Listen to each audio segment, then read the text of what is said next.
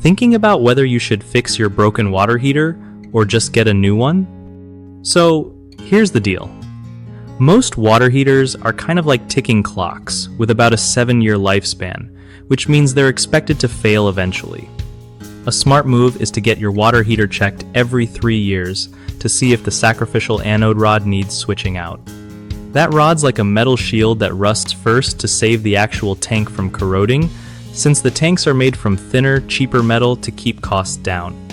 If that rod's gone bad, replacing it can extend your heater's life a bit. But if your heater is already leaking water from the outside, then it's game over. You gotta replace the whole thing.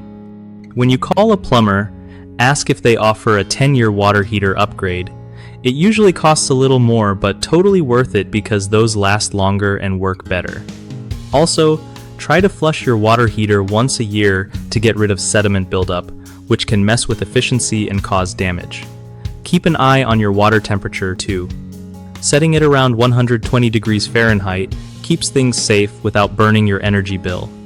One of the biggest mistakes people make with water heaters is ignoring regular maintenance, like changing the anode rod or flushing out sediment.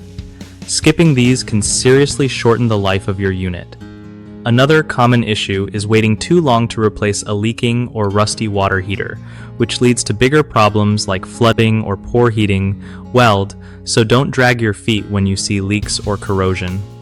Last but not least, people often buy the cheapest water heater without thinking about quality or warranty, which means they end up spending more in repairs and replacements. Going for a 10-year water heater model is a smarter bet. Fix these by scheduling regular inspections, replacing your unit promptly if it leaks, and investing in better quality gear that will save money over time.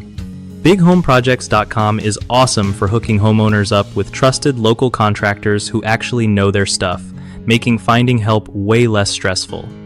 Plus, contractors can get more work through the site, which keeps everyone happy and busy fixing up homes right.